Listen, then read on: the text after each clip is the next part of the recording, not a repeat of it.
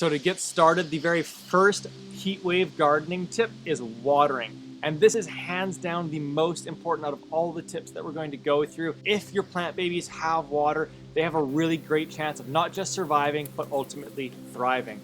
And so what you want to do is you want to water them in the morning. And the reason why we want to water in the morning is that it ensures that our plant babies have all of the hydration that they need for all of the heat that they're about to experience throughout the day. But on top of that, it's even better than watering in the evening because there's going to be a lower humidity level when we're going into the day. If we were to water in the evening, well then there's not going to be any direct heat that's going to be hitting those plants, that area, to dry it up. And as a result, we can end up having a more humid environment, which is a more favorable environment for diseases such as powdery mildew to be establishing. So by watering in the morning, it's going to be hit with that direct heat shortly thereafter, and the humidity levels are going to stay really low. But the second, even more important part on watering is that you do a deep watering. And what I mean by this is that we want to get water down 3, 4, 5 inches into the soil here. And so what I encourage you to do when you're doing your watering round is to water as you would, but then check the soil, dig down about 3 to 4 inches.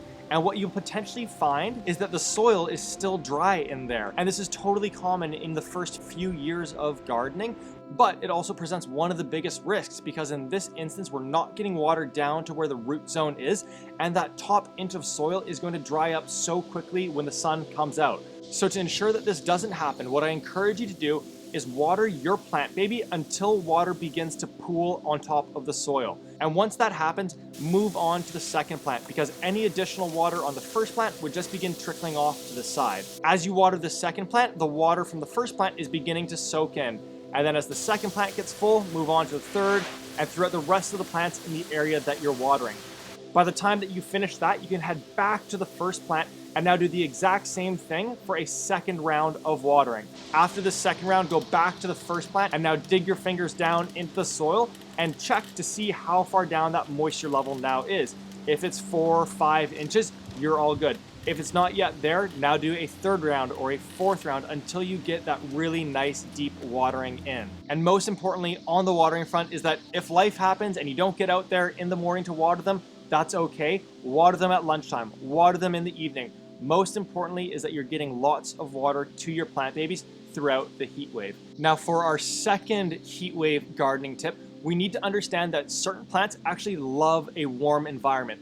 Those such as our tomatoes, our basil, our cucumbers, our squashes, they're really going to thrive through this heat wave. But then some other plants such as our leafy greens and our brassicas such as broccoli are going to have a really tough time. And so what we want to begin thinking through is how do we create cooler microclimates and environments for some of those plants? So tip number 2 is to utilize a light colored mulch. And a couple of the most popular light mulches include straw or something like dried up grass clippings would also work. And this light colored mulch, it's accomplishing 2 things for us.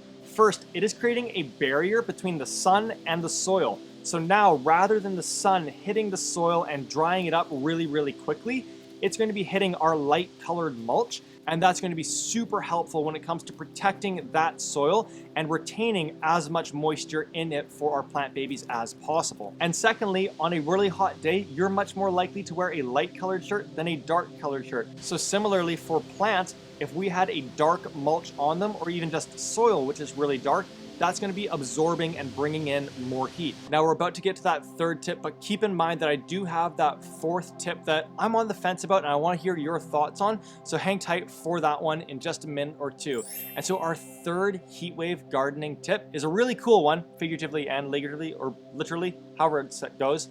And that is to create shade structures for our plant babies. So just in the same way that I'm hiding out in the shade right now, how can we create an environment like that for our plant babies?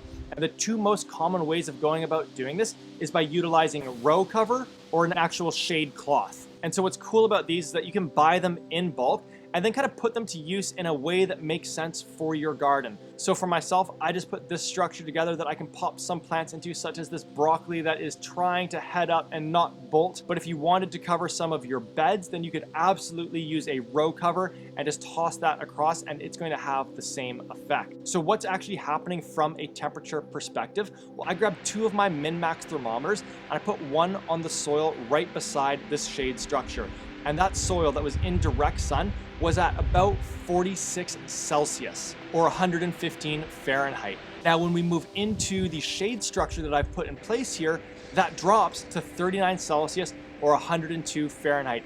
And that big of a difference in temperature is absolutely one of the factors that's going to play a role in our plants, again, being in more of a thriving mode than just surviving and holding on for dear life. But what about from a light perspective? How much light are we actually cutting out? And so again, when I go back to the bed that is in direct sun and I pull out my light meter app, I can see that we are right around 120,000 lumens. Now, when I go into the shade structure, that drops by about 50%. So we're still getting 60,000 lumens, which we can do tons and tons of growing with. However, if I go over to the side of my house into the actual shade where there is 0 sun coming down, that number drops to about 4,000. And there's no growth that's going to be happening when it's that little light. So my encouragement to you is, rather than moving your plant babies into a shaded area where they're no longer going to be able to grow, is to actually create a shade structure by using a row cover or a shade cloth so they can still get a good amount but have a cooler temperature.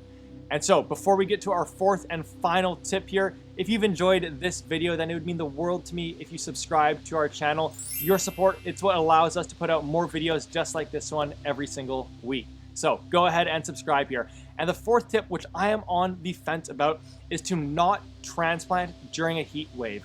And so the rationale on this is that you don't want to transplant during a heat wave because that's a fairly stressful and traumatic experience for the plant babies to be going through. We're getting in there, taking them out of their seed cell. We're going to be loosening up those roots and then putting them into a new home. And the intensity and stressfulness of that is only magnified in a heat wave. However, on the flip side, I would argue that they are currently sitting in a little black seed cell, and that is going to be so hot.